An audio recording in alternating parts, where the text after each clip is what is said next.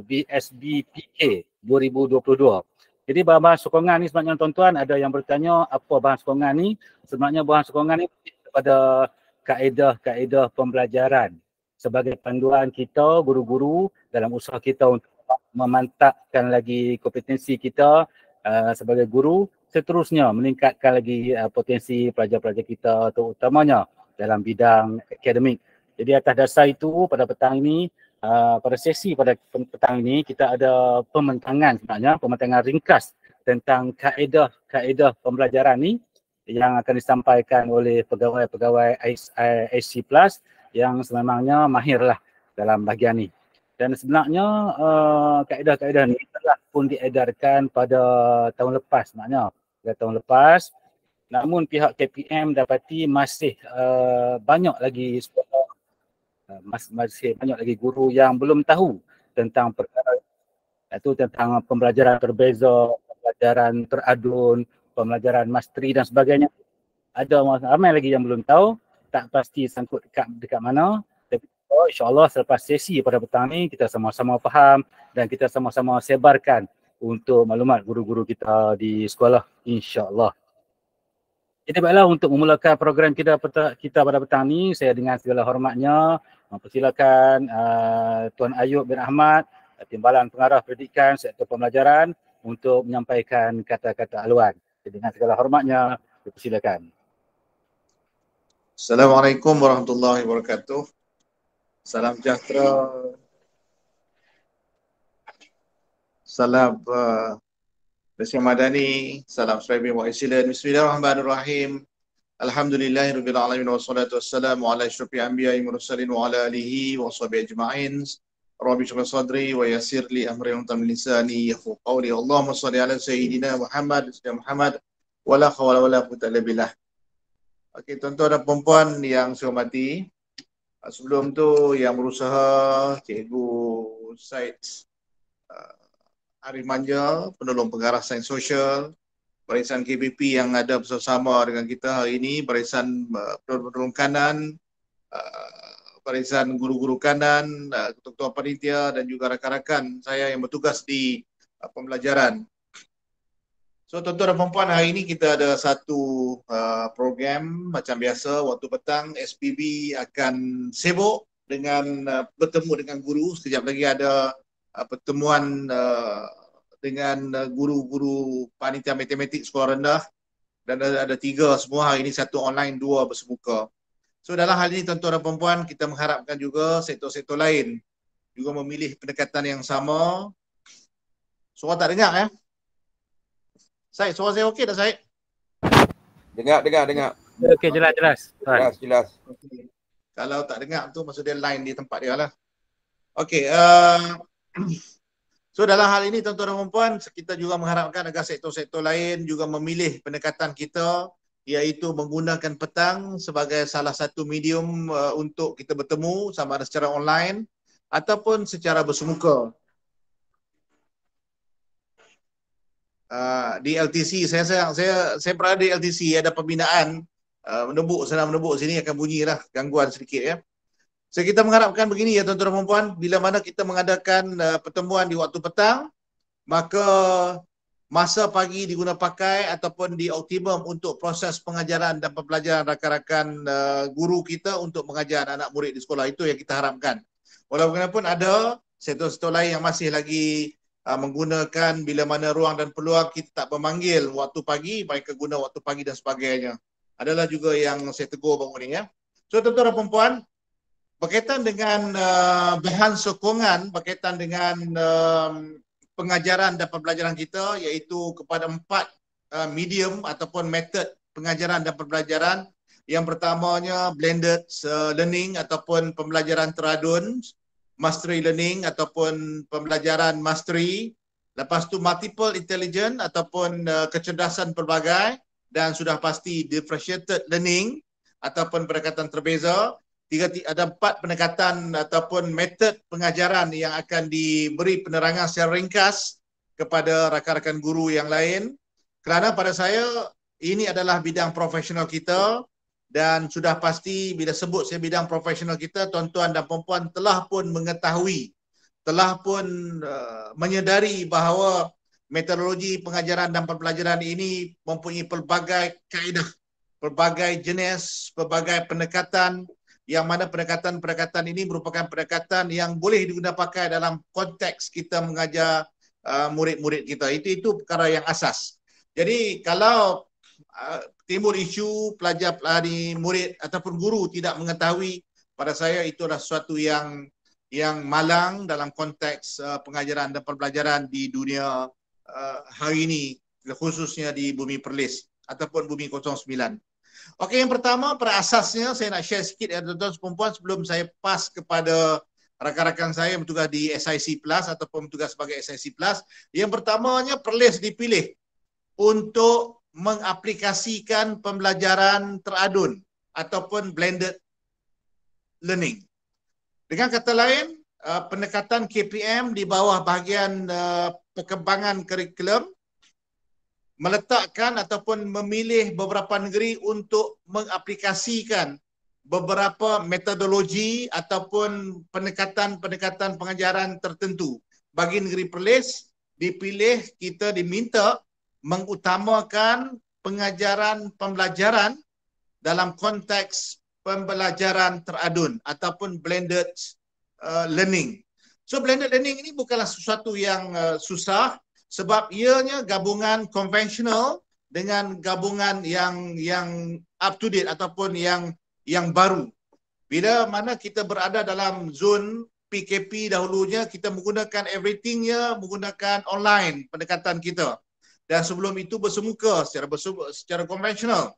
Dan hari ini merupakan salah satu kaedah online yang mana dalam blended teori ini ataupun blended learning ini, ia gabungan kedua-dua pendekatan ini, dan di samping itu juga kita perlu mengetahui bagaimana multiple intelligence dalam kalangan murid kita, sebab murid kita ini ada pelbagai kecerdasannya.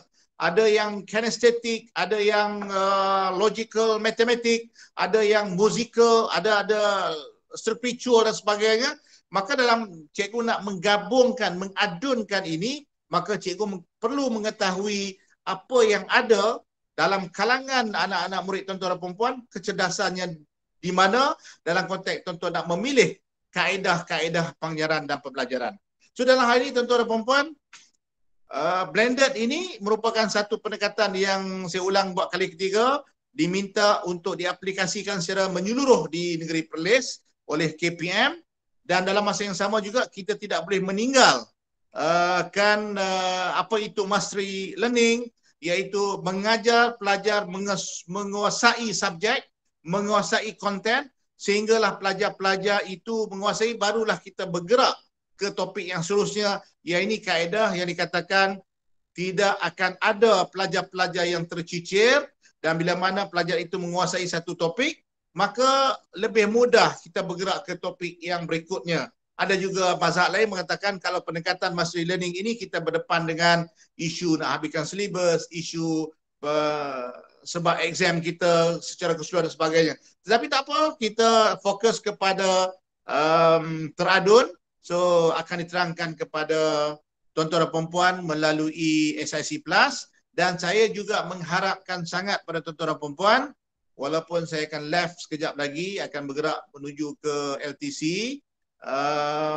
tanya soalan, bincang soalan, sebab dia akan ada follow up sejauh mana pendekatan-pendekatan yang diberikan oleh SIC ini, iaitu saya ulang balik ya, pendekatan teradun ataupun blended learning, mastery learning ataupun pendekatan mastery, kecenderungan pelbagai ataupun multiple intelligence, dan seterusnya differentiated learning ataupun pendekatan terbeza. Maka kita selalu dengar, selalu buat, dan kita tahu bahawa ini pendekatan-pendekatan yang membolehkan kita membantu murid kita memahami konten dan sebagainya. Maka buatlah yang terbaik, dan seterusnya akan ada kunjung bantu dari pihak pembelajaran, dan seterusnya dengan pihak Nazim kita kunjung bantu, dan seterusnya perkara pokok paling utama iaitu kunjung bantu mestilah datangnya daripada ketua jabatan tuan-tuan dan perempuan, iaitu Tuan Pengetua, Kita tak panggil Tuan Pengetua, kita membayangkan, kita membuat satu expectation mengatakan bila mana ketua jabatan dia menguasai keseluruhan kerana mereka ini telah pun diberi pendedahan oleh IAB melalui instructional leadership, teori versatile leadership, distribution leadership dan sebagainya. Banyak leadership yang telah pun diberikan kepada mereka. Mereka mengetahui apa itu teradun, apa itu mastery, kalau katakan multiple intelligence, the fingertip di dalam kalangan tuan-tuan pengetua, tuan-tuan dan puan-puan. Yang kita jemput hari ini, penolong kanan pentadbiran dan juga guru kanan merupakan senior team ataupun senior leader team dan juga media leader team, MLT dan SLT yang mana sangat ada keperluan menguasai dan dapat bimbing bantu rakan-rakan guru terutamanya, saya katakan terutamanya mereka yang DG 41, mereka yang DG baru dapat 44. Tapi kalau dah 48, kalau dah 52, kita assume mereka ini telah pun mengetahui tentang apa itu mastery. Sebab mastery learning ini telah pun dikeluar buku panduannya pada era 90-an dahulunya. Ataupun pendekatan terbeza mungkin baru selepas tidak wujudnya ataupun tidak diberi ruang untuk kita streaming kelas, maka wujudnya kepelbagaian kecerdasan murid kita dalam konektif, maka pendekatan terbeza itu perlu diaplikasikan oleh guru. Kalau dulunya ada streaming, kita tahu kedudukan murid kita yang agak setara tahap konektifnya, maka pendekatan itu boleh dilaksanakan sekali harum. Maka bila mana tidak ada streaming, maka differentiated learning ini diperkenalkan. Dan seterusnya bila berlaku perubahan zaman daripada konvensional kepada PKP ataupun kepada online, maka timbul satu cadangan ataupun satu pendekatan yang dipanggil blended learning, ataupun kita boleh guna pakai jugalah hybrid approach dalam konteks nak memastikan bahawa murid-murid faham konten kita, sama ada matematik, sama ada bahasa Melayu dan juga subjek-subjek yang ditawarkan di sekolah tuan-tuan dan puan-puan. So saya harapkan apa yang akan dikongsikan oleh SIC Plus sekejap lagi, sama ada Puan Hariza, Puan Suraya, tolong tanya soalan, tolong dapatkan informasi detail walaupun masa yang diberi pada mereka dalam tempoh 8 ke 10 minit. Kalau ada ruang tanya soalan untuk kita ataupun tuan-tuan dan puan-puan lebih memahami. Itu saja, terima kasih. Assalamualaikum warahmatullahi wabarakatuh. Okey, Waalaikumsalam warahmatullahi wabarakatuh. Terima kasih diucapkan kepada Cik Ayub atas ucapan itu tadi, dan semoga apa yang disampaikan sebentar tadi dapat kita sama-sama jadikan panduan dalam kita melaksanakan amanah kita yang telah dipertanggungjawabkan kepada kita sebagai warga pendidik khususnya di negeri Perlis ini. Okey, baiklah tuan-tuan, macam mana kita nak mula tu? Macam inilah. Kita nak kata maksudnya setiap pokok tu dia mempunyai keperluan tersendiri untuk membesar dengan subur dan mengeluarkan hasil yang baik. Kalau pokok bunga kita letak baja daun, dia pokok tu dia tak jadi. Dia akan jadi gila daun. Tapi bunganya tak ada. Jadi kita kena letaklah baja bunga, barulah kena dengan ciri-ciri pokok tu, baru hasil itu cantik. Jadi begitu juga halnya dengan murid-murid kita ni tuan-tuan, sekiranya diberi pendekatan yang betul dan bersesuaian dengan keupayaan dan kecenderungan dia tu, insya-Allah mereka juga akan berjaya. Jadi oleh itu kita sebagai guru kita peka lah dengan kepelbagaian gaya pembelajaran murid ni yang menuntut pendekatan yang berbeza. Bukan lagi dengan gaya one size fits all. Maksudnya satu size bagi mak semua. Jadi kita kena membeza-bezakan mengikut keupayaan murid, insya-Allah.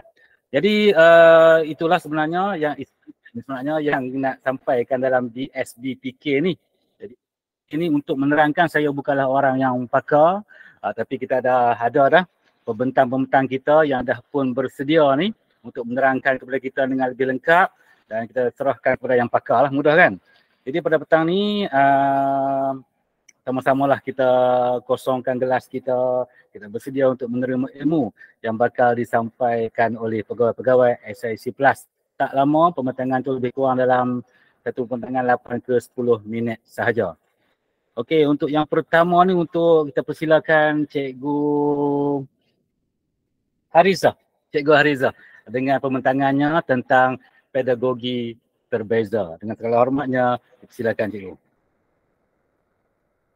Okay, bismillahirrahmanirrahim. Assalamualaikum warahmatullahi wabarakatuh. Boleh dengar? Clear tak?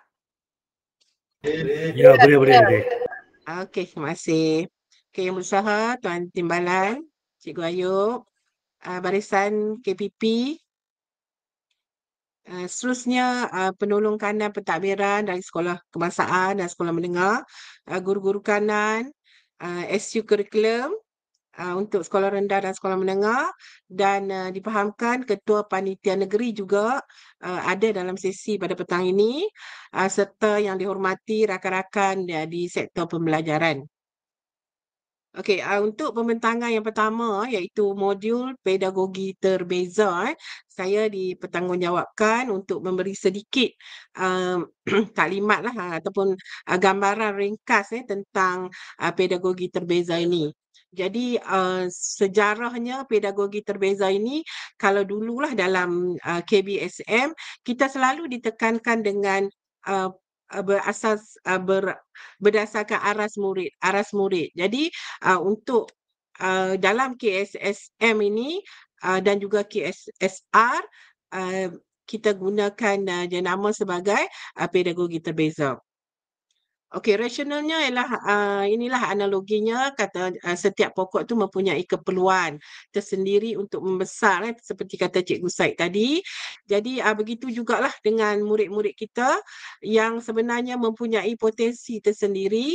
Jadi di sekolah lah bakat dan potensi itu akan cuba diperkembangkan. Jadi sekiranya diberi peluang dan persekitaran yang bersesuaian, insya-Allah keupayaan dan kecenderungan mereka dapat kita serlahkan, bakat dan sebagainya. Okey, seterusnya saya nak beri sedikitlah tentang apa yang dimaksudkan dengan pedagogi terbeza. Okey, yang pedagogi terbeza ini menurut Carol Ann iaitu kita membezakan dan mengubah suai pengajaran untuk memenuhi keperluan individu. Okey, sama ada guru itu membezakan dari segi kandungan, proses, hasil ataupun produk serta persekitaran pembelajaran dalam melaksanakan pentaksiran secara berterusan dan kerja kumpulan yang fleksibel menjadikannya satu pendekatan pengajaran yang berjaya. Ini berdasarkan kajian yang telah dilaksanakan. Okey, yang seterusnya objektif kalau kita lihat BPK amat menekankan kepada empat modul ini kerana setiap modul itu mempunyai kekuatan. Contoh melalui pedagogi terbeza, apa yang kita harapkan Okey, jadi objektif dalam pelaksanaan modul pedagogi terbeza ini dapat membantu guru melaksanakan PDP, pedagogi terbeza bagi kumpulan murid yang pelbagai. Okey, seperti kata Cikgu Ayub sekarang tadi, apabila kelas kita tak di streaming dan sebagainya, dalam satu kelas itu sudah pasti kita ada pelbagai aras keupayaan murid. Kemudian yang kedua, dapat membantu guru mempelbagaikan kaedah pengajaran yang sesuai mengikut tahap penguasaan dan cara pembelajaran murid. Objektif yang seterusnya dapat membantu guru meningkatkan minat murid untuk terlibat secara aktif dan yakin dengan kebolehan serta kemampuan mereka. Jadi isu ini sebenarnya banyak kita hadapi apabila murid tidak dapat mengikuti pembelajaran, dan rentetan daripada itu akan berlakulah isu-isu lain seperti ponting, salah laku disiplin dan sebagainya. Jadi dengan menggunakan kaedah kita aplikasikan pedagogi terbeza ini, mungkin kita dapat membina ataupun menarik minat murid dan secara tidak langsung masalah-masalah tadi mungkin kita dapat minimumkan di peringkat sekolah, khususnya dalam bilik darjah itu sendiri. Okay, next. Okay, kenapa pedagogi terbeza? Jadi matlamatnya adalah untuk meningkatkan hasil pembelajaran murid. ke arah kemenjadian murid, maka kita mencarilah perlu melihat satu dan banyak lagi lah kaedah yang lain, tapi sebab salah satunya ialah pedagogi terbeza ini supaya kita dapat memberi makna kepada pembelajaran murid itu sendiri. Seterusnya meningkatkan penglibatan murid dalam pembelajaran.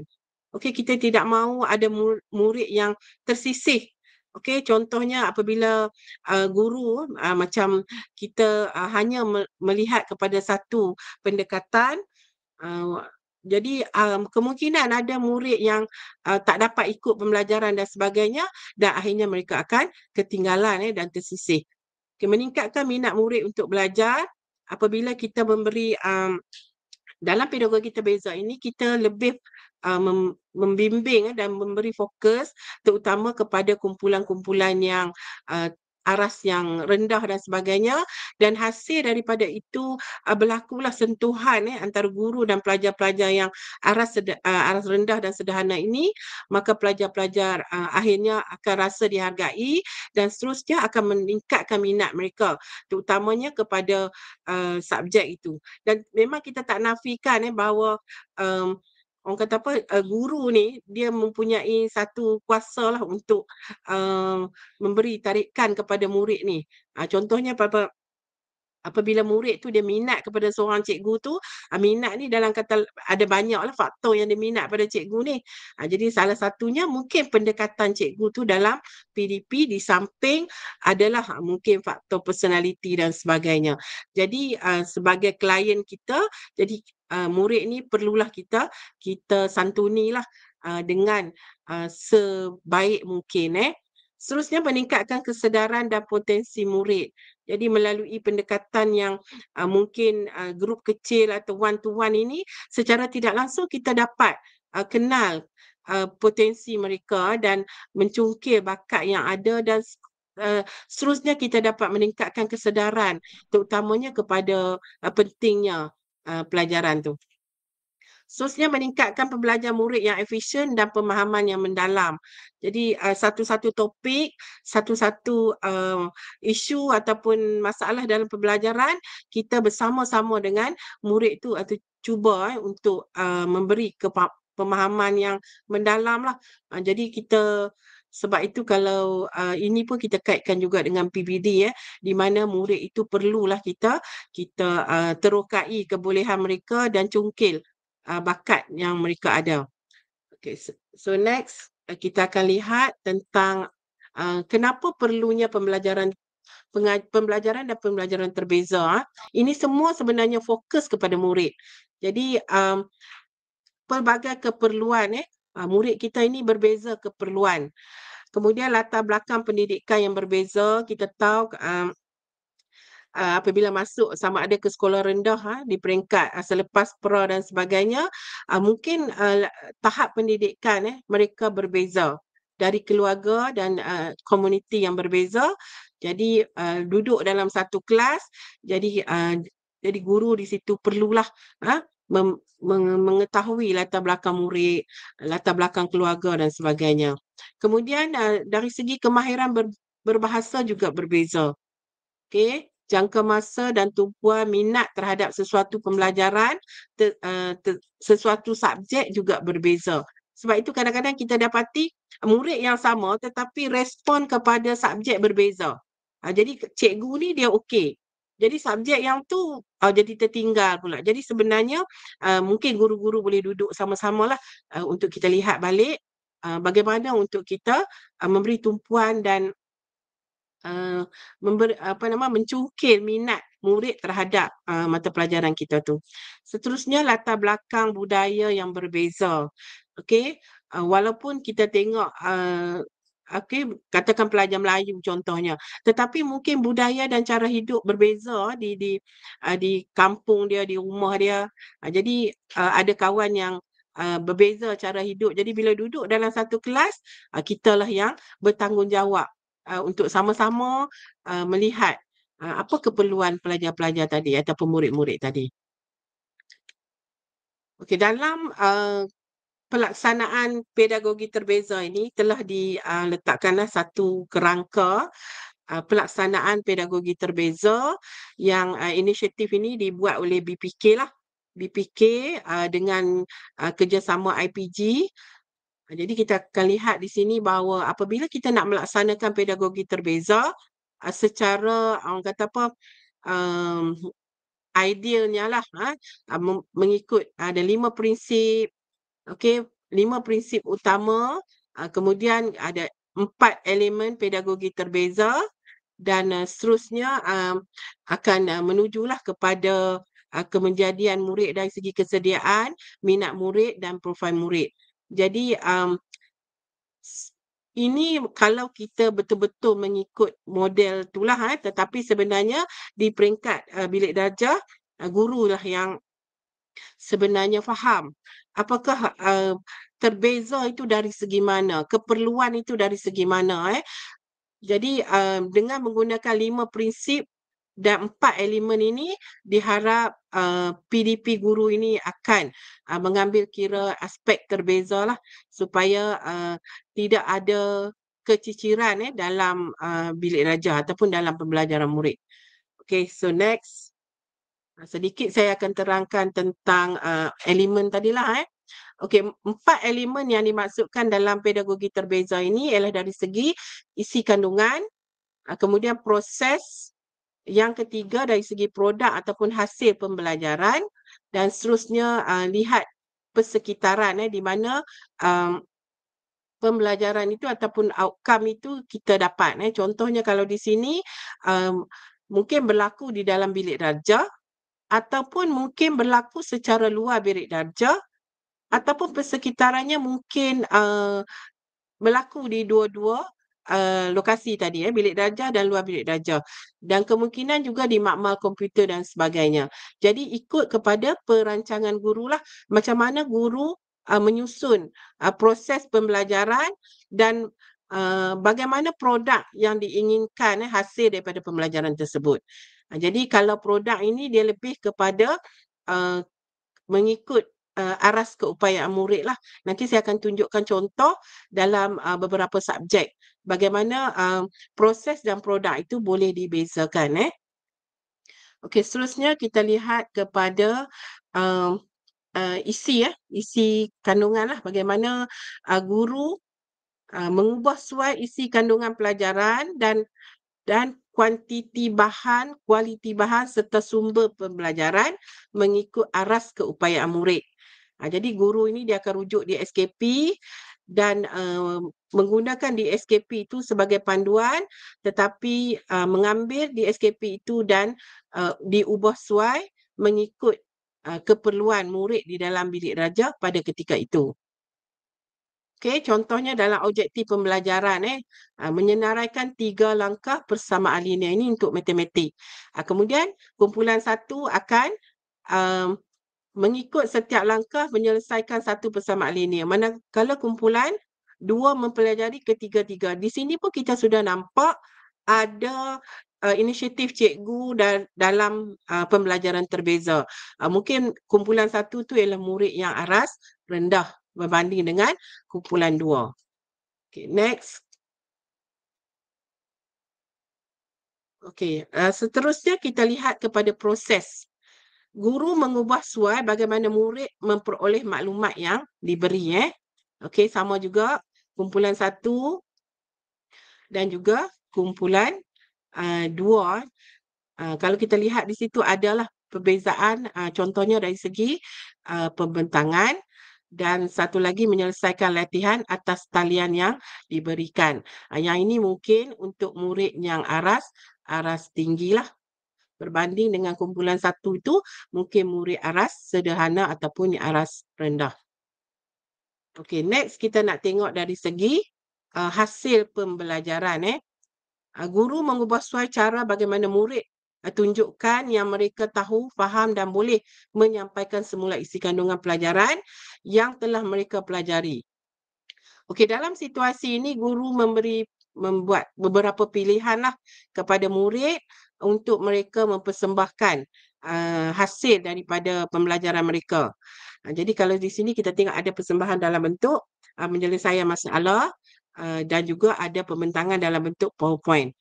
Kalau dalam situasi lain, mungkin murid boleh meminta kepada guru, dan guru memang kena beri peluang kepada murid mengikut keperluan mereka ataupun mengikut bagaimana cara yang mudah untuk mereka mempersembahkan hasil pembelajaran mereka. Juga dengan kata lain, murid itu mengikut keselesaan mereka lah. Okey, seterusnya kita akan lihat dari segi persekitaran pembelajaran. Guru mengubah suai, jadi kita tengok words mengubah suai ni, maksud dia memang guru kena buat lah. PDP mengikut suasana dan persekitaran bilik darjah. Okey, dari peringkat perancangan lagi sebelum melaksanakan PDP, di peringkat perancangan dan pengurusan, guru dah nampak dah bagaimana untuk merancang aktiviti yang bersesuaian dengan ruang ataupun suasana bilik darjah, dan kemudian barulah melaksanakan aktiviti tersebut. Jadi tak timbullah isu. Kita faham keadaan semasa bilik darjah yang crowded dan sebagainya. Jadi guru kena mengambil kira ruang dan sebagainya untuk melaksanakan aktiviti supaya tidak timbullah aktiviti yang dilaksanakan itu tidak memberi impak. Jadi guru yang lebih ariflah dalam situasi ini. Okey, seterusnya kita tengok beberapa contoh aktiviti dalam pembelajaran terbeza.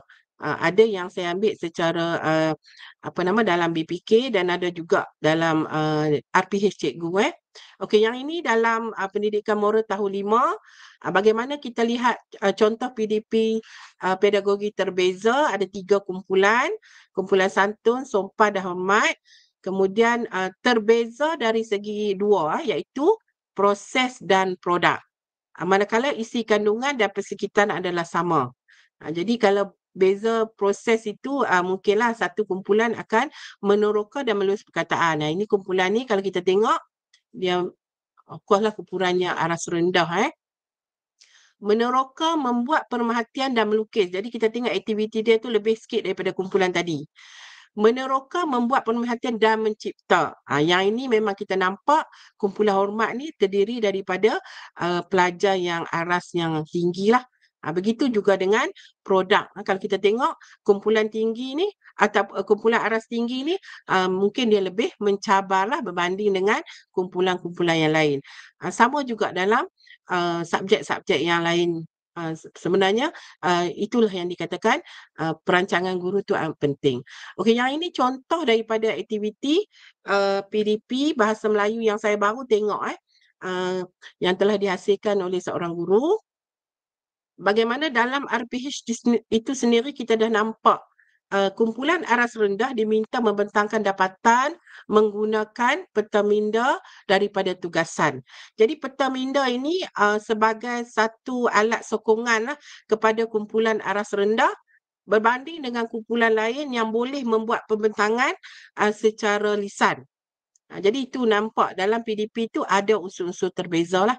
Jadi kita harap apabila cikgu merancang PDP mengambil kira apakah aktiviti yang sesuai untuk keperluan ataupun murid-murid yang tertentu. Okey, next kita lihat ini contoh contoh pelaksanaan aktiviti dalam kelas. Walaupun kalau kita lihat di situ ada 5 kumpulan, tapi ada satu kumpulan tu yang aras rendah dan kita lihat banyak bimbingan guru di kumpulan tersebut. Manakala kumpulan lain mereka boleh berinteraksi dengan rakan sebaya. Okey, contoh okey, yang seterusnya kita lihat ini contoh bagaimana dalam objektif pembelajaran pun sebenarnya kita boleh nampak kesediaan guru ataupun perancangan guru dalam pedagogi terbeza. Okey, yang pertama mengukur dan menanda jarak. Yang ni yang paling mudah lah, paling ringkas.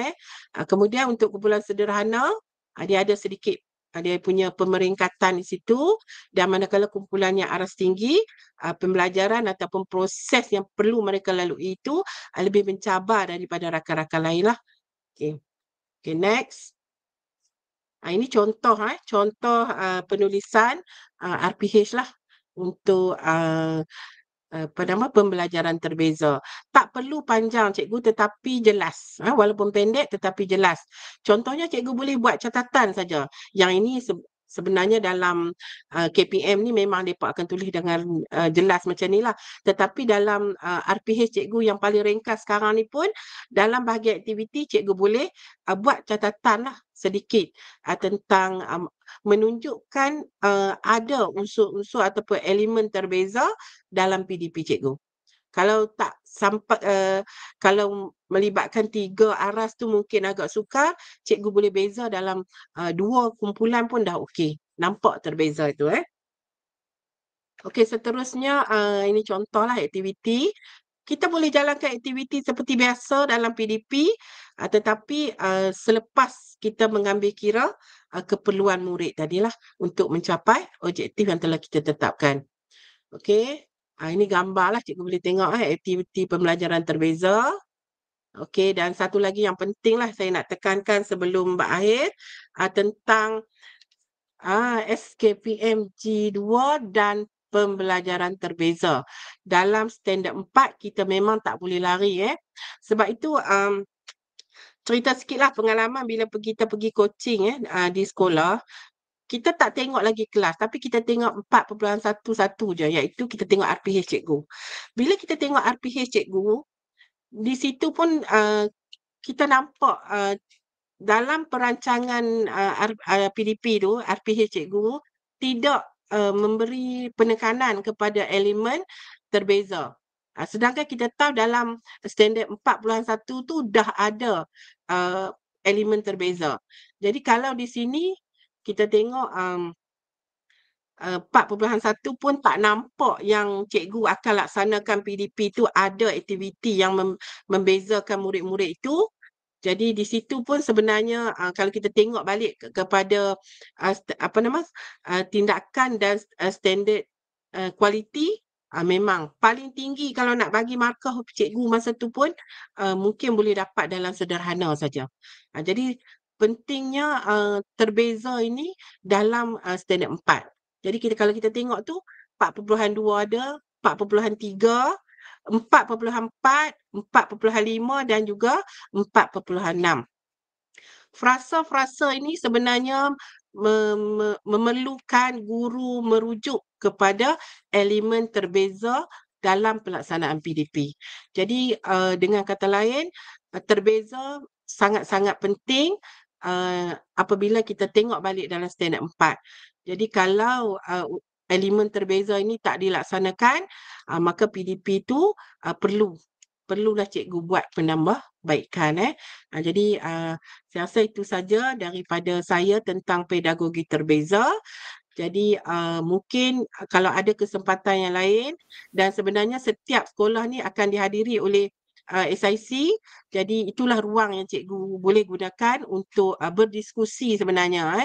Kita bukan nak tunjuk siapa hebat, siapa terror, tapi sebenarnya kita ke arah kolaboratif. Kita nak cari satu solusi yang terbaik untuk #09educators. Sekian, terima kasih. Assalamualaikum warahmatullahi wabarakatuh.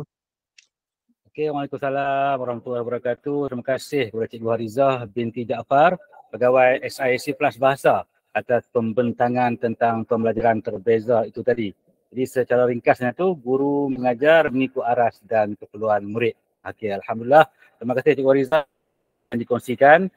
Seterusnya kita persilakan pula Cikgu Suraya binti Abdul Rahim, Pegawai SIC Plus Sains Sosial, dengan pembentangan kaedah pedagogi teradun ataupun blended learning. Dipersilakan Cikgu. Okey, Assalamualaikum warahmatullahi wabarakatuh dan selamat petang. Dengar suara saya noh?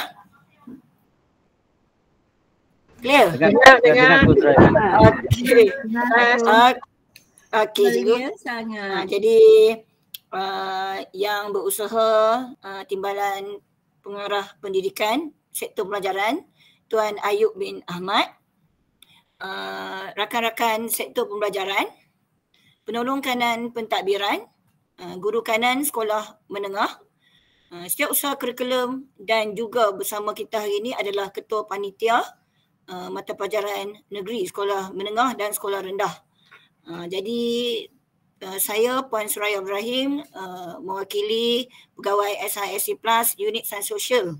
Kami telah diberikan tugasan untuk membentangkan mengenai pembelajaran teradun ataupun blended learning. Okey, boleh tayangkan slide ya.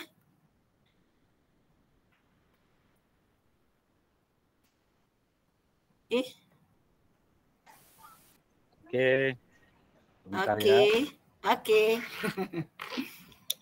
Okey, cikgu-cikgu, inilah dia pembelajaran teradun ataupun dikenali sebagai blended learning. Tadi pun Cikgu Ayub dah sebut mengenai pembelajaran teradun dan dia minta supaya semua cikgu di Perlis ni bagi perhatian kepada pembelajaran teradun kerana memang kita diberi tugas oleh BPK untuk ada satu tugasan yang akan kami sampaikan selepas ni. Hari ini cuma untuk penyebaran modul sahaja. Jadi cikgu-cikgu kena kuasai 4 modul yang akan kami bentangkan pada hari ini. Tapi dia lebih berfokus kepada nanti selepas ni modul pembelajaran teradun. Okey, sekarang ni kita berada pada abad ke-21.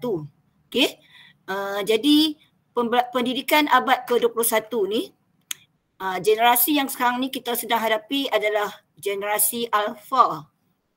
Cikgu-cikgu, generasi alfa ni dikenali juga sebagai generasi digital. Generasi digital. Generasi digital ni atau generasi alfa ni dilahirkan sejak tahun 2010 hingga tahun 2025. Nanti lepas 2025, lepas alfa, generasi beta pula. Tak tahu macam mana. Lagi canggih. Generasi alfa ni adalah generasi yang dilahirkan, generasi pertama yang telah hidup berdampingan dengan teknologi canggih sejak mereka dilahirkan. Sejak mereka dilahirkan, mereka dah didedahkan dengan teknologi-teknologi. Itu generasi alfa. Sebab itu pendidikan kita mestilah berubah lah. Iaitu pendidikan abad ke-21, dia menuntut perubahan dalam kaedah pengajaran dan pembelajaran bagi menghasilkan impak yang positif kepada kemenjadian murid. Jadi murid telah disediakan untuk meneroka ilmu itu sendiri dan maklumat baharu. Kemudian murid diberi peluang untuk aplikasikan kemahiran dalam kehidupan seharian serta bersedia untuk bersaing dengan trend dunia digital terkini. Jadi sebab itulah lahirnya pembelajaran teradun ataupun blended learning. Okey, next. Okey. Next slide. Okey. Jadi pembelajaran teradun, kita tengok apakah sebenarnya pembelajaran teradun tu. Okey, tak apa. Definisi dah. Pembelajaran teradun berdasarkan konteks pendidikan di Malaysia, KPM telah mendefinisikan pembelajaran teradun sebagai pembelajaran berpusatkan murid. Jadi dia pembelajaran berpusatkan murid yang menggabungkan pelbagai strategi pengajaran dan pembelajaran. Kita boleh gabungkan. Kita nak gabungkan macam tadi Cikgu Harizah bagi terbeza. Terbeza pun boleh masuk dalam pembelajaran teradun. Hybrid kan. Dan sokongan teknologi. Sokongan teknologi dan dilaksanakan di dalam serta di luar bilik darjah. Okey, seterusnya. Okey. Next slide. Sebelum tu ada slide sebelum yang tu. Sebelum definisi. Ya. Sebelum. Okey. Apakah rasionalnya pembelajaran teradun ni? Pembelajaran teradun dia membolehkan guru mencapai beberapa objektif dalam pengajaran dia. Yang pertama adalah membolehkan guru menggunakan pelbagai strategi PDP yang berpusatkan murid. Okay. Yang kedua, membolehkan guru menggunakan teknologi PDP yang interaktif, dinamik dan menarik. Menggunakan pelbagai teknologi. Yang ketiga, membolehkan guru meneroka ilmu dengan lebih mendalam dan berfokus. Yang keempat, pembelajaran teradun ni membentuk sikap kepimpinan dan mengasah minat untuk belajar di kalangan murid serta saling bekerjasama dalam kumpulan melalui aktiviti kolaboratif. Seterusnya, murid boleh mengesan pencapaian kendiri melalui pelbagai aktiviti atau gaya pembelajaran. Dan yang keenam, pembelajaran teradun ni dia memberi peluang kepada murid untuk belajar dan mengulang kaji mengikut tempoh masa dan kebolehan kendiri. Okey, itulah dia kelebihan pembelajaran teradun. Kalau dilaksanakan. Okey, seterusnya. Okey, next. Okey, next lagi. Okey. Jadi sebelum kita melaksanakan pembelajaran teradun, sebenarnya sebelum kita melaksanakan pembelajaran teradun, terdapat peranan beberapa pihak yang perlu diambil beratlah untuk menjayakan pembelajaran teradun tersebut. Iaitu yang pertama adalah peranan pentadbir. Pentadbir sangat memainkan peranan penting untuk menyediakan akses, ruang diskusi, ruang latihan dan juga memberi garis panduan. Yang kedua adalah peranan guru, iaitu guru mesti bersedia dengan bahan dan kemudahan, kemudian menyediakan murid, menyediakan PDP yang bersesuaian dan juga melibatkan perbincangan dengan ibu bapa. Yang ketiga adalah peranan murid. Murid harus mematuhi jadual pengajaran, kemudian mengikuti etika untuk menggunakan media sosial dan mematuhi garis panduan. Ibu bapa pula juga memainkan peranan penting, iaitu ibu bapa perlu mendapatkan maklumat daripada guru dan ibu bapa diberi akses untuk membuat pemantauan terhadap pembelajaran anak-anak mereka.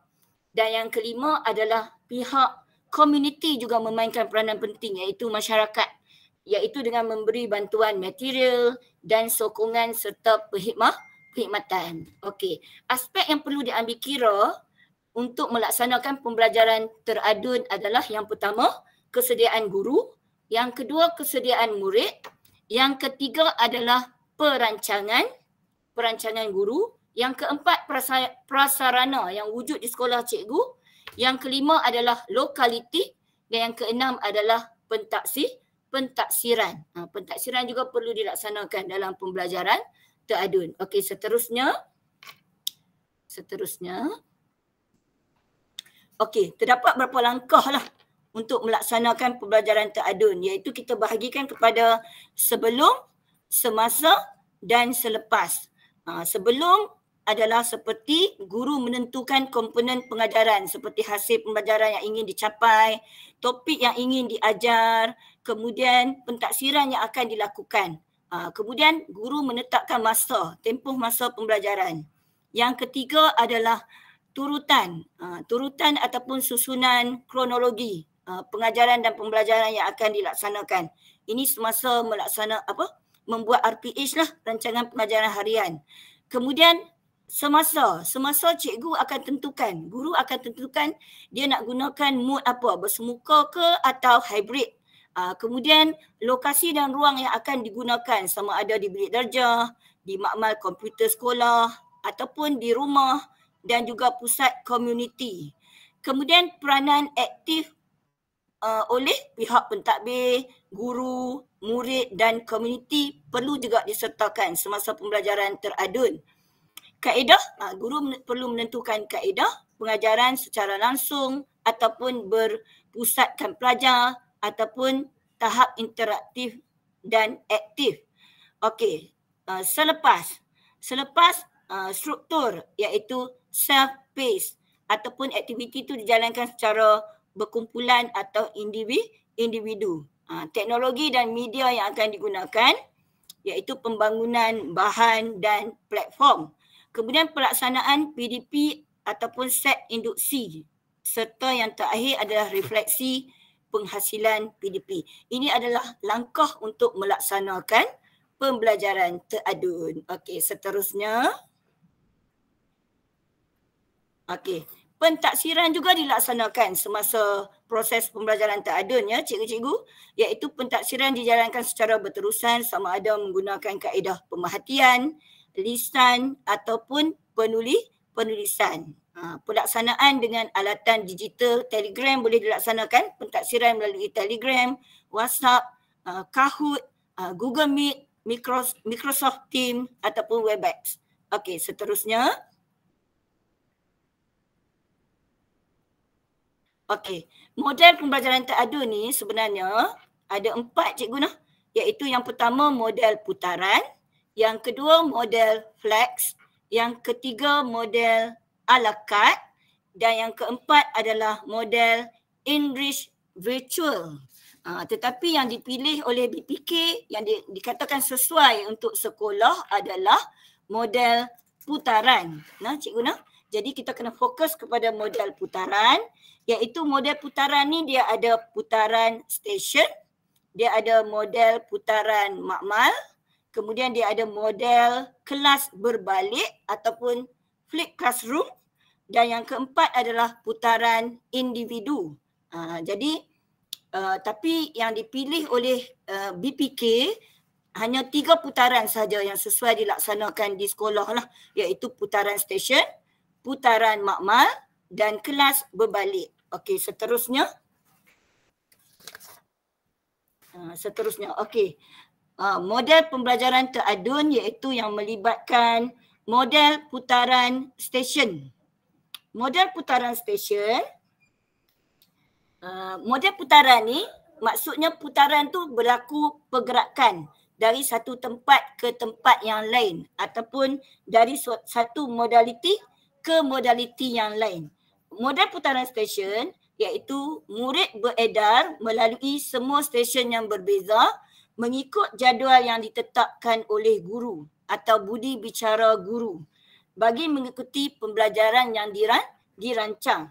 Dan model putaran stesen dia berlaku di dalam bilik darjah, dalam satu bilik darjah sahaja, iaitu murid akan bergerak dari satu stesen ke stesen yang lain mengikut tugasan yang berbeza ataupun mempelajari perkara baru ataupun untuk menyiapkan tugasan. Jadi kalau cikgu tengok dalam rajah ni ada tiga stesen ya, iaitu pembelajaran dalam talian, stesen yang pertama ni pembelajaran dalam talian, yang kedua pembelajaran dengan guru, yang ketiga aktiviti secara kolaboratif. Jadi dia berlaku dalam satu kelas.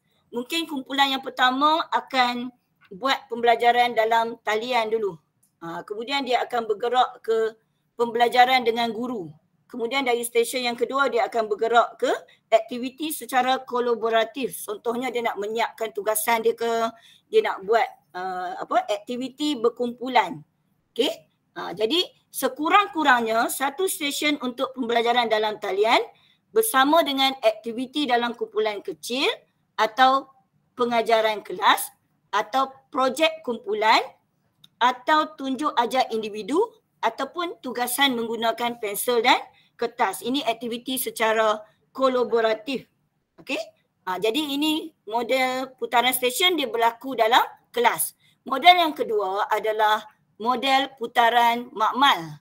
Model putaran makmal dia bukan berlaku dalam satu kelas. Dia berlaku dalam satu kawasan sekolah, iaitu murid akan belajar dari satu lokasi ke satu lokasi dalam sekolah secara putaran mengikut jadual yang ditetapkan oleh guru. Salah satu lokasi pembelajaran ialah di makmal komputer. Mungkin macam yang ditunjukkan contoh dalam rajah ni, pembelajaran secara bersemuka yang pertama. Kemudian pembelajaran di makmal, melibatkan pembelajaran di makmal. Jadi cikgu boleh sediakan beberapa stesen dalam kawasan sekolah dengan aktiviti yang berbeza. Mungkin satu pusat atau satu stesen untuk pembelajaran dalam talian. Yang kedua, pembelajaran secara bersemuka dengan guru di lokasi yang lain. Dan yang ketiga mungkin pembelajaran di makmal komputer. Jadi dia berlaku dalam satu kawasan sekolah. Okey, seterusnya model yang ketiga adalah dia dipanggil sebagai model berbalik.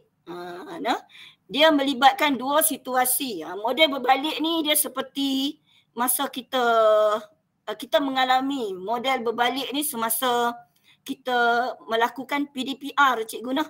Cikgu ingat lagi tak? Masa tu dipanggil sebagai hybrid nah. Iaitu situasi yang pertama adalah murid berada di luar kelas ataupun di rumah untuk mendapatkan maklumat. Mungkin maklumat tu cikgu hantar melalui grup WhatsApp ke, video pembelajaran ataupun suruh baca buku teks, rujuk muka surat ni, siap buat lagi latihan. Kemudian selepas berlaku situasi yang pertama tu, situasi yang kedua adalah pembelajaran bersemuka bersama-sama guru. Mungkin lebih kepada hands on, projek, laksanakan projek selepas situasi yang pertama tersebut. Jadi ini dipanggil sebagai kelas berbalik, cikgu nah. Itu dia 3 model untuk pembelajaran teradun, iaitu model putaran stesen, model putaran makmal dan juga model putaran kelas berbalik, flip classroom. Okey, seterusnya.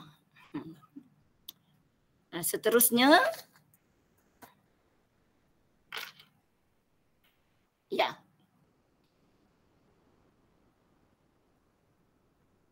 Okey, seterusnya. Next slide. Okey, ini soalan lazim lah. Soalan yang selalu ditanya lah. Iaitu, mestikah saya menggunakan pelantar dalam talian untuk pembelajaran teradun? Jawapannya tidak semestinya. Tidak semestinya. Pembelajaran melalui pelantar dalam talian adalah salah satu mod yang boleh digunakan. Tidak semua sekolah atau murid mempunyai akses kepada internet. Okey. Model pembelajaran teradun mana yang harus saya gunakan? Okey, guru boleh memformulasikan mana-mana modul pembelajaran teradun yang sesuai dengan latar belakang murid di sekolah, topik yang sesuai dengan topik ataupun mata pelajaran teknologi atau mata pelajaran yang akan diajar, teknologi ataupun akses internet dalam masa yang hendak digunakan. Kalau sekolah cikgu ada akses internet yang sangat baik, memang sangat sesuai lah untuk menggunakan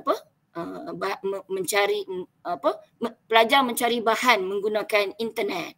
Okey, bagaimanakah dengan kolaborasi dengan komuniti dimasukkan dalam pembelajaran teradun? Bagaimanakah elemen kolaborasi dengan komuniti boleh dimasukkan dalam pembelajaran teradun? Kolaborasi dengan komuniti boleh berlaku apabila guru mengadun pembelajaran dalam bilik darjah dan lokasi yang lain. Lokasi itu berada di luar kawasan sekolah. Komuniti boleh menyokong sesi pembelajaran yang melibatkan kemahiran atau kajian masyarakat dan budaya. Saya rasa yang ni banyak dah berlaku di negeri Perlis yang ni, yang melibatkan komuniti ataupun masyarakat setempat. Guru boleh berkolaborasi dengan ahli komuniti untuk berkongsi pengalaman dan kepakaran. Jadi itu sahaja untuk pembelajaran teradun. Ya. Jadi kalau ada apa-apa persoalan, cikgu boleh bertanya nanti selepas ini. Okey, itu saja. Sekian, terima kasih. Assalamualaikum warahmatullahi wabarakatuh. Waalaikumsalam warahmatullahi wabarakatuh. Terima kasih Cikgu Suraya atas penerangan tentang pembelajaran teradun itu tadi, iaitu gabungan antara pembelajaran bersemuka dan penggunaan teknologi. Teradun sekali rupanya. Jadi sesuailah untuk generasi alfa ni, generasi yang dari kecil mereka ni hidup dengan teknologi. Terima kasih Cikgu Suraya. Kita sambung pula dengan kaedah pedagogi yang seterusnya itu, iaitu kaedah pembelajaran masteri yang akan dibentangkan oleh Cikgu Nasyaruddin bin Mat Saad, pegawai SISC Plus Matematik. Dipersilakan Cikgu Nasyaruddin. Assalamualaikum warahmatullahi wabarakatuh. Nak pun suara saya? Boleh respon ni? Dengar? Dengar. Jelas. Alhamdulillah. Salam Malaysia Madani. untuk semua hadirin Google Meet pada petang ni.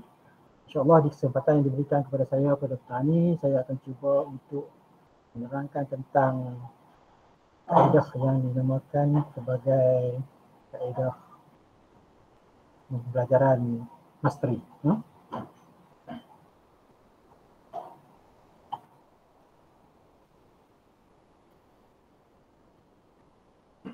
Sebenarnya kaedah-kaedah yang diterangkan pada petang ini sebenarnya telah pun dibuat sebenarnya di sekolah-sekolah, tetapi mungkin cikgu-cikgu tak perasan bahawa benda-benda ni sebenarnya telah berlaku di dalam kelas.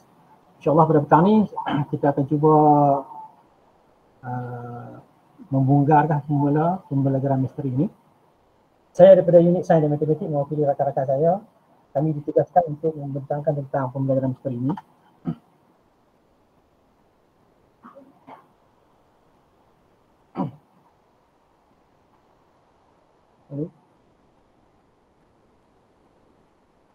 Lalu kita tengok ini dia dibentangkan, dipaparkan di skrin ini.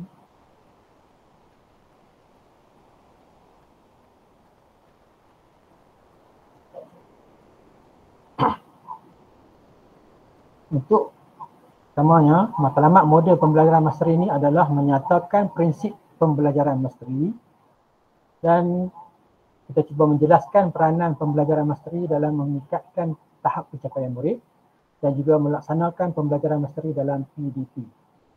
Itu yang kelas. Next.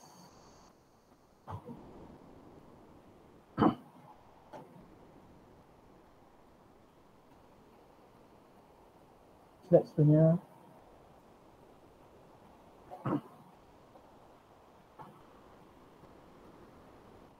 Next. Slide yang ketiga.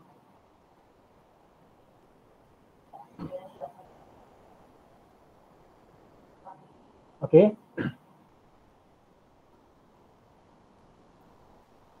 Okey, satu lagi. Kita tengok apakah yang dikatakan pembelajaran masteri. Mari kita cuba bongkarkan ya.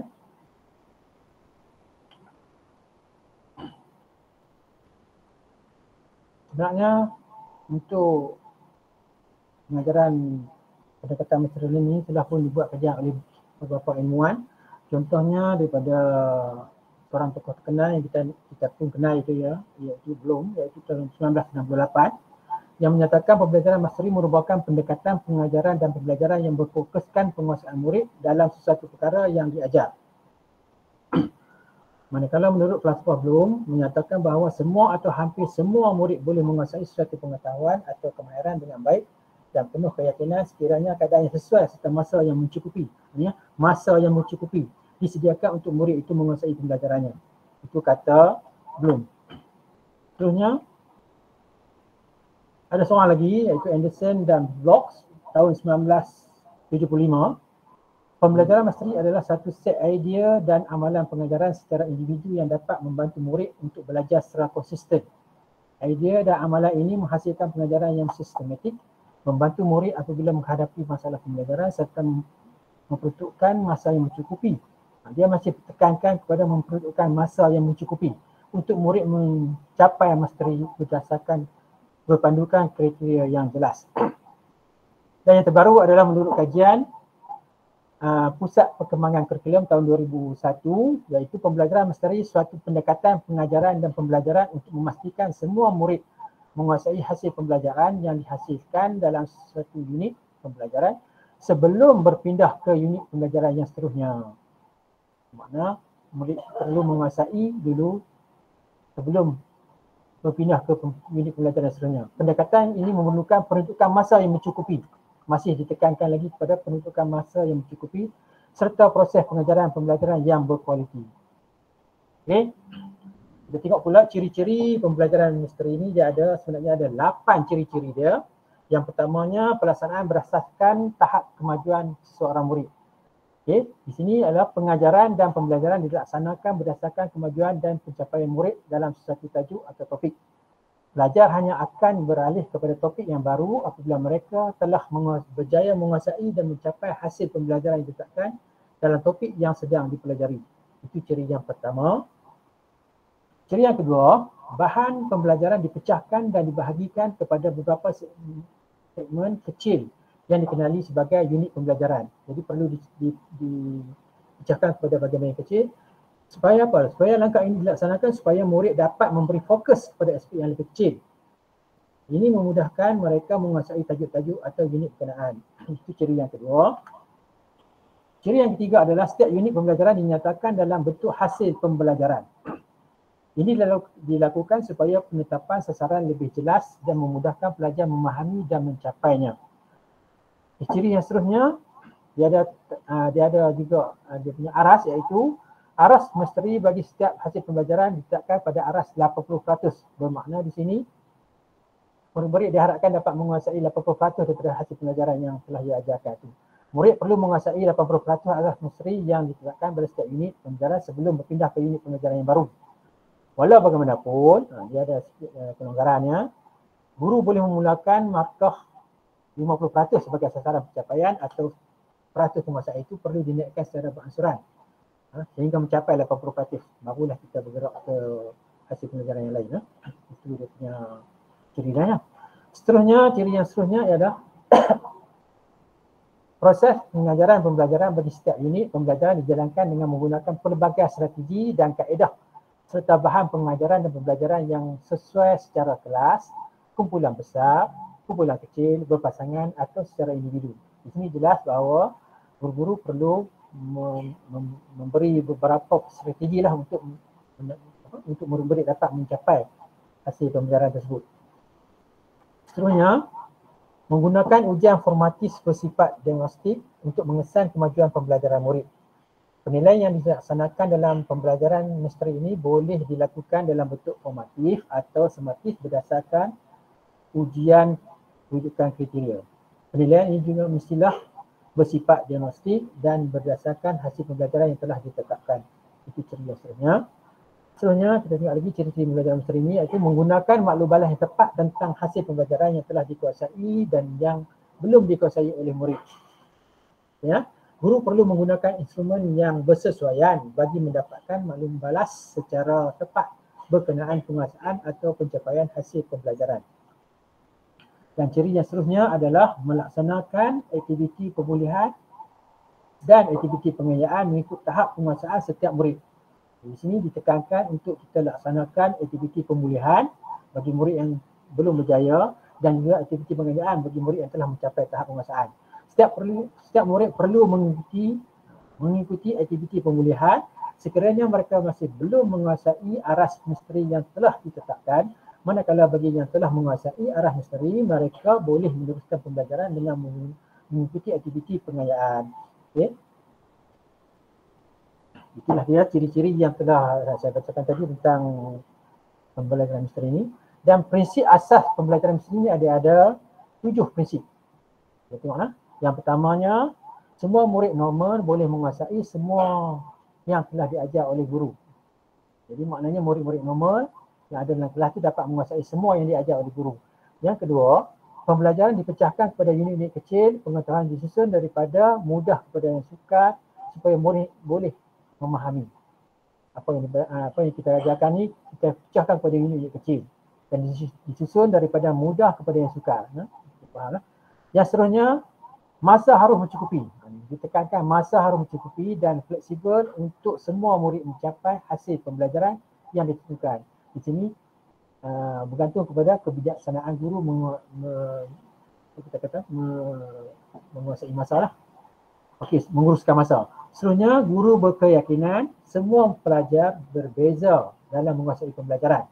Maka guru perlu mendorong pelajar untuk menguasai sesuatu yang diajar. Okey, seterusnya, guru harus merancang dan mempelbagaikan kaedah pengajaran. Ya. Ditekankan sini mempelbagaikan kaedah mengajar dan mengambil kira gaya pembelajaran pelajar.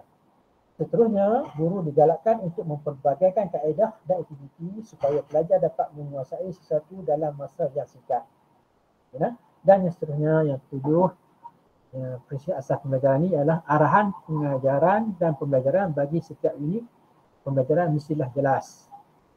Okay. Kita tengok pula kepada kepentingan pembelajaran misteri ini. Okay. Memastikan semua pelajar mencapai objektif pembelajaran dan membolehkan masa yang mencukupi untuk setiap pelajar mencapainya. Ya. Yang keduanya, guru perlu mengetahui bahawa murid mempunyai kebolehan dan kekurangan yang berbeza antara satu sama lain, seperti kebolehan membaca dan kebolehan menulis. Begitu juga dengan kebolehan mengira. Jadi guru perlu mengetahui kebolehan murid-murid tersebut. Mesti dalam kelas ada berbeza kebolehan mereka ni. Seterusnya, murid memerlukan pendekatan pengajaran dan pembelajaran yang sesuai dalam kesan. Dan seterusnya, murid mesti menguasai pengetahuan, kemahiran dan sikap yang diajar. Perkara ini untuk memastikan tiada murid yang tercicir dalam pengajaran dan pembelajaran. Jadi, guru perlulah mengetahui perkara ini. Seterusnya, kita tengok pula kepada proses pelaksanaan pembelajaran misteri. Sini dia ada beberapa proses dia. Yang pertamanya penentuan objektif, yang keduanya pengajaran dan pembelajaran, yang ketiganya penilaian. Seterusnya setelah kita buat penilaian, kita tengok apakah tindakan susulan aktiviti pemulihan dan tindakan susulan aktiviti penilaian. Di sini saya akan cuba terangkan apa yang ada dalam proses pembelajaran misteri ini. Yang pertamanya penentuan hasil pembelajaran. Hasil pembelajaran merupakan objektif pembelajaran yang perlu dikuasai oleh murid pada akhir satu minit pembelajaran.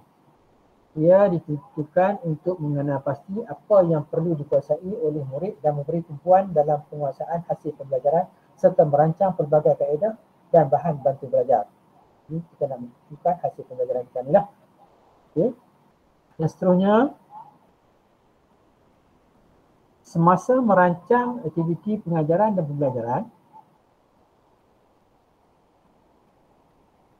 seterusnya, terima kasih.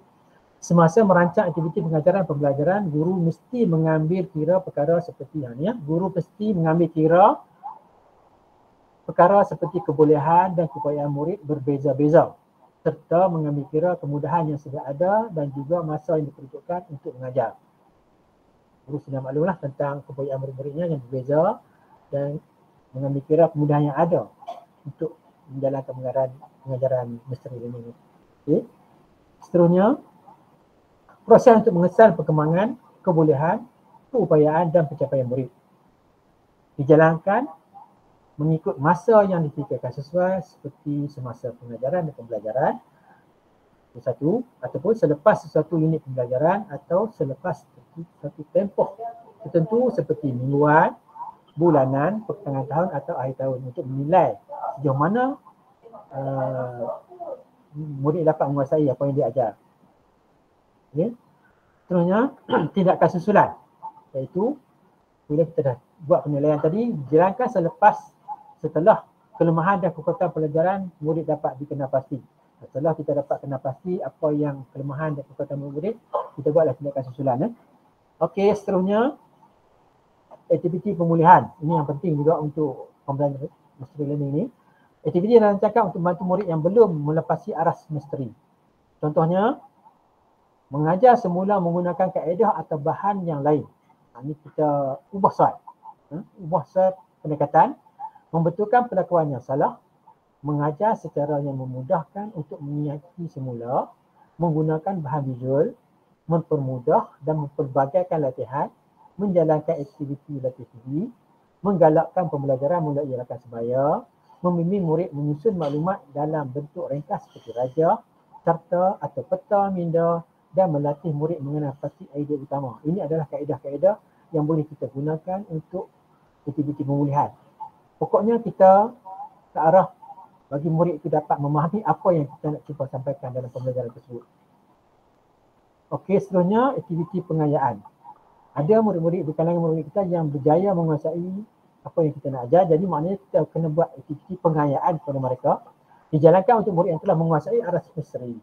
Memberi peluang kepada murid menjalankan aktiviti pembelajaran yang lebih mencabar dan menarik, memperluaskan pengalaman dan memperkukuh kepahaman murid, menambahkan sifat ingin tahu dan meningkatkan kemahiran berfikir dan meningkatkan semangat berdikari dalam pembelajaran. Jadi bagi murid-murid yang dapat menguasai apa yang telah kita ajar, kita beri pengayaan kepada mereka.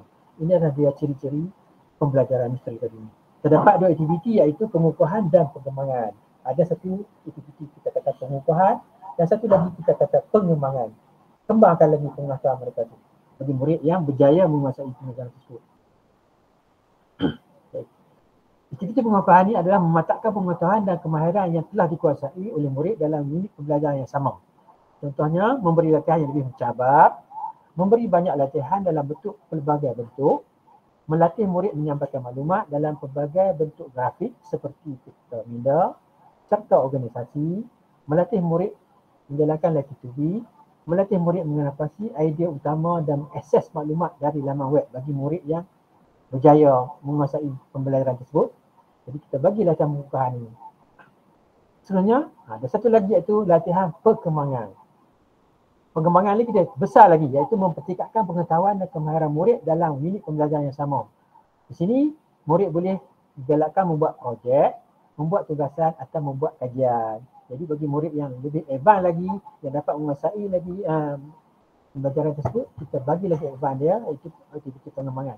Seperti contoh yang telah diberikan ini lah. Kita tengok pula apa peranan guru dalam pembelajaran misteri ini. Jadi guru perlu berperanan lah iaitu menjalankan penilaian sumatif untuk mengesan hasil pembelajaran. Dah kesan, dia menyimpan rekod pengajian murid, kemudian menguruskan kepelbagaian bahan bantu mengajar. Jadi bila dah dapat mengatasi apa-apa kebutuhan murid, guru boleh menguruskan pelbagai bahan bantuan mengajar lah. Merancang serta melaksanakan aktiviti pemulihan dan pengayaan yang sesuai. Mendiagnosis murid untuk mengetahui tahap pencapaian murid, mengetahui perbezaan murid dan menggunakan pelbagai kaedah pengajaran dan pembelajaran, merancang aktiviti yang menyerahkan dalam pengajaran dan pembelajaran. Ini adalah tugas-tugas ataupun peranan guru. Sebenarnya benda-benda ini telah pun rasanya rakan-rakan guru kita telah jalankan. Tapi mungkin mereka tak berapa nak perasan bahawa ini adalah rupanya kaedah pembelajaran misteri. Okey.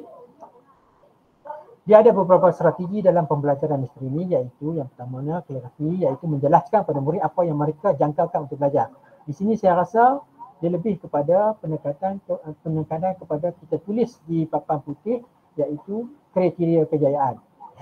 Yang ini pun pernah didebatkan nak tulis atau tidak bagi mereka yang kelas sekolah yang TS25 banyak menggunakan kaedah ini. Okey, iaitu kita tulislah di papan putih tu kriteria kejayaan murid-murid. Jadi secara tak langsung murid dapat mengetahui apa yang mereka boleh dapat daripada pengajaran kita ni.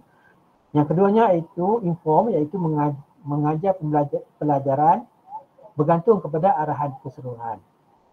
Yang ketiganya adalah pretest, memberi kuis formatif terhadap asas tiada kesalahan. Pelajar boleh memeriksa kuis mereka sendiri. Ini adalah pretest bagi strategi inilah.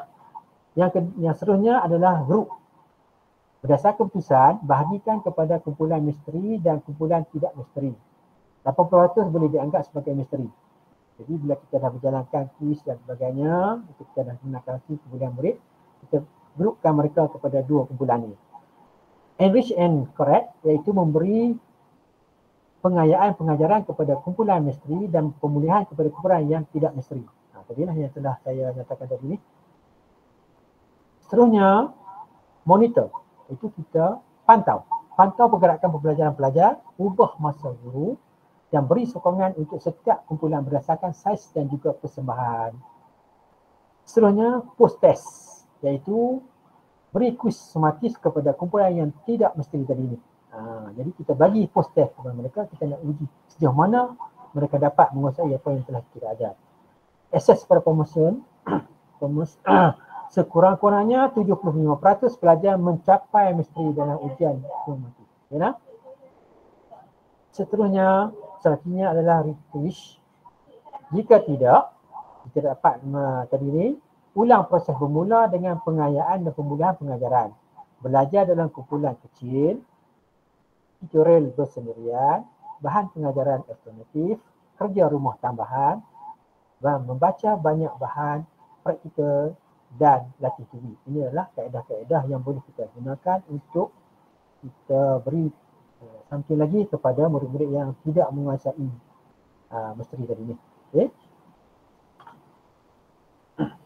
Seterusnya ada beberapa elemen penting dalam pembelajaran misteri ini. Iaitu yang pertama, menjelaskan secara spesifik kepada pelajar apa yang akan dipelajari dan memperjelaskan bagaimana ianya akan dinilai. Jadi macam saya tegaskan tadi lah, sebelum kita mulakan guru-guru, kawan-kawan kita mulakan pembelajaran, eloklah kita tulis di depan tu kriteria kejayaan bagi murid-murid. Maksudnya kita dapat menjelaskan secara spesifik apa yang akan dipelajari oleh murid-murid, apa yang akan dicapainya. Ya. Seterusnya, yang kedua, membenarkan pelajar untuk belajar dengan kadar mereka sendiri. Okay. Yang ketiga, memantau kemajuan pelajar dan menyediakan tidak balas berserta dengan langkah pemulihan yang sesuai. Yang keempatnya, iaitu menguji bagi memastikan kriteria pembelajaran akhir tercapai. Jadi kita kena buatlah ujian sikit kepada mereka untuk memastikan pembelajaran akhir itu tercapai. Seterusnya, langkah-langkah pembelajaran misteri. Yang pertamanya adalah menentukan hasil pembelajaran. Yang keduanya, pengajaran dengan kaedah dan aktiviti yang berkesan. Yang seterusnya, penilaian dengan ujian diagnostik untuk mengesan tahap penguasaan murid. Dan yang keempatnya adalah pelaksanaan tindakan susulan. Okay. Sebagai rumusannya lah, apa yang dikatakan konsep pembelajaran misteri ini adalah suatu kaedah pembelajaran dan pembelajaran bagi memastikan semua murid menguasai hasil pembelajaran yang diharapkan dalam suatu unit pembelajaran sebelum berpindah ke unit pembelajaran seterusnya. Ya, seperti pendekatan ini, kita cuba bagi murid menguasai apa yang patutnya dapat dikuasai sebelum berpindah kepada pembelajaran yang seterusnya. Yang mana di sini adalah memerlukan proses pengajaran pembelajaran yang terancang dan berkualiti serta memberi fokus kepada masa pembelajaran yang diperlukan. Jadi guru kena pandai manage masa untuk memberi fokus kepada pembelajaran ini. Dan yang ketiganya, cabaran utamanya ialah, memang ada cabaran lah. Cabaran utamanya adalah menyediakan masa yang mencukupi untuk mengatur strategi pembelajaran untuk memastikan semua pelajar akan mencapai kejayaan yang sama. Inilah cabaran dia. Jadi rakan-rakan guru yang untuk melaksanakan pembelajaran misteri ini perlu pandai, kita pandailah untuk kita kata manage masa tu untuk kita dapat mencapai apa yang kita hajatkan. Saya rasa itu sajalah yang dapat saya sampaikan tentang pembelajaran misteri tadi. Ya, kalau ada salah silap tu saya minta maaf lah. Terima kasih. Assalamualaikum warahmatullahi wabarakatuh. Waalaikumsalam warahmatullahi wabarakatuh. Terima kasih diucapkan kepada Cikgu Nasruddin, pegawai SIC Kelas Sains dan Matematik atas pembentangan itu tadi. Dan tibalah masanya untuk kita dengarkan pembentangan terakhir kita pada petang ini yang akan disampaikan oleh Cikgu Zainuddin bin Darus, pegawai SIC Kelas TVET. Beliau akan terangkan kepada kita tentang kaedah kecerdasan pelbagai. Tapi kali ini Cikgu Zainuddin dia dah rakam dah dalam bentuk video, dia buat siadah pembelajaran teradun tu. Jadi jom kita sama-sama berikan tumpuan dan sama-sama tonton apa yang akan disampaikan oleh Cikgu Zainuddin bin Darus tentang kaedah kecerdasan pelbagai. Silakan.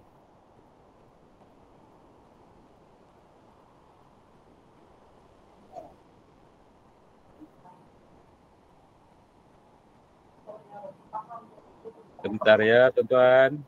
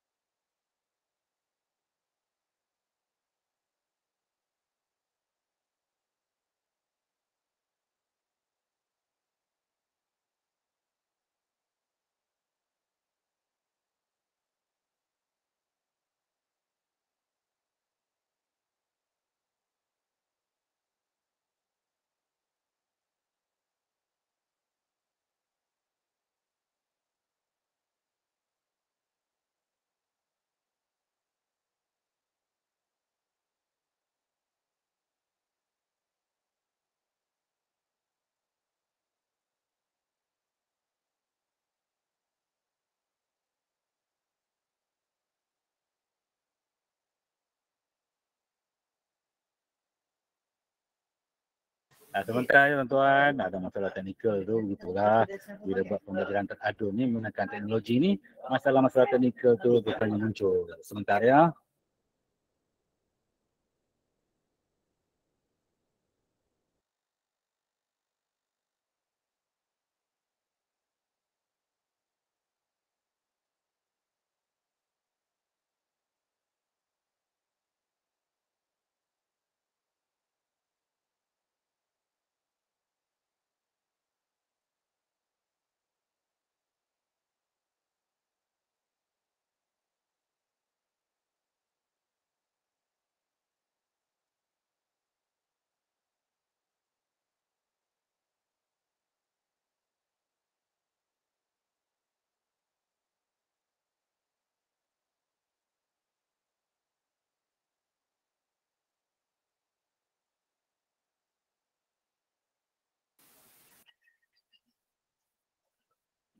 okey, Assalamualaikum tuan-tuan. Minta maaf lah bila buat menggunakan teknologi ni adalah kekangan-kekangan dia tu. Jadi tak apa, kita dah pun dengar 3 daripada 4 yang akan dibentangkan pada petang ni. Dan tempat 3 tu pun kita dah okey dah. Tuan-tuan jangan bimbang pasal apa semua link-link tu, semua video-video tu, semua modul-modul akan kami bagi link kepada tuan-tuan untuk tuan-tuan buat rujukan nanti. Di dalam grup masing-masing ada rujukan, tuan-tuan boleh rujuk di grup masing-masing. Cikgu Ayub dah pun minta kami buat file untuk tuan-tuan dan puan. Jadi untuk sesi terusnya ni adalah sesi hal-hal lain. Jika tuan-tuan ada sebarang persoalan, boleh ajukan. Sama ada tuan-tuan nak bertanya secara terus atau nak tulis di ruangan chat pun boleh, tak ada masalah. Jadi jika pihak kami tak dapat jawab, mungkin ada rakan-rakan, orang lama yang ada dalam meeting kita petang ini, esok dapat membantu. InsyaAllah tuan-tuan. Kalau ada soalan boleh ajukan sebelum kita tutup sesi kita pada petang ni.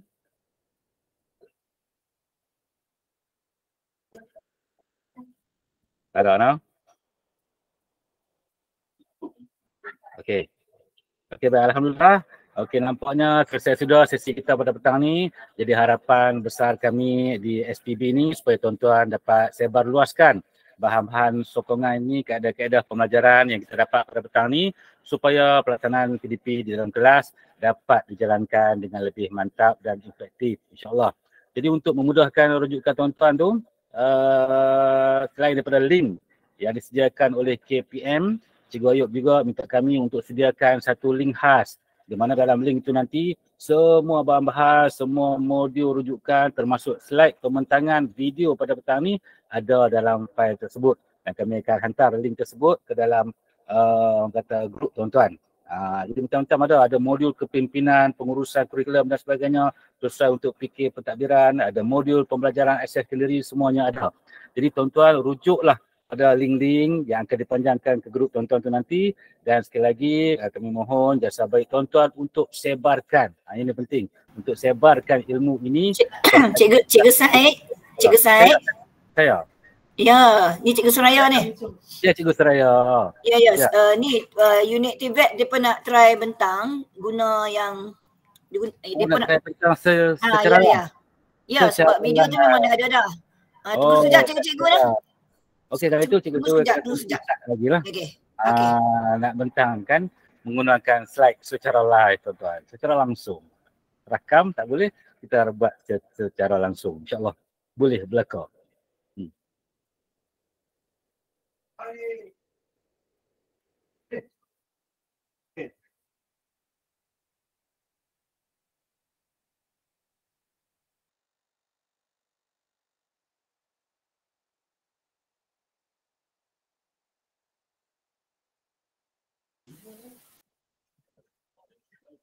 Ada? Dah bersedia unit TVET? Tu dia. Ada.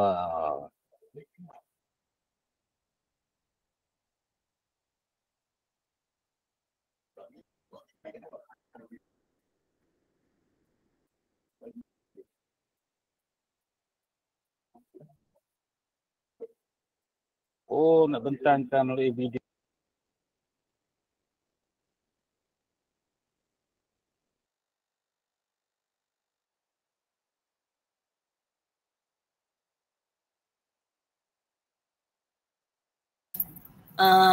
Okey, Cikgu Said. Saya, saya. Minta maaf banyak-banyak. Kami pun sangkut juga. Ya, dia ada suaranya Tak enggak apa, dengar. nanti video tu ada dalam bahan yang kita hantar nanti nah. Betul. Benda itu akan ada dalam bahan yang kita akan sediakan link. Ya. Kita akan hantar kepada grup tuan-tuan. Semuanya ada dalam link berikut. Okey. Jadi saya minta tuan-tuan dan puan tolong rujuk link tu dan mohonnya sahabat tuan-tuan untuk sebarkan ilmu ini kepada rakan-rakan guru di sekolah. Jadi kalau ada apa-apa kemusykilan, ada apa-apa persoalan selepas ni, bolehlah hubungi kami terus. Lagi kami di unit Sains Sosial, Sektor Pembelajaran, Jabatan Pendidikan Negeri Perlis nak ucapkan terima kasih kepada tuan-tuan yang sudi hadir pada petang ini dan kami mohon maaf sekiranya dapat sebarang kekurangan. InsyaAllah kita akan berjumpa lagi di sesi yang akan datang selepas ini. Jadi sekian, wabillahi taufiq wal hidayah. Assalamualaikum warahmatullahi wabarakatuh. Terima kasih semua, terima kasih. Assalamualaikum. Waalaikumsalam. Waalaikumsalam warahmatullahi. Terima kasih. Waalaikumsalam warahmatullahi.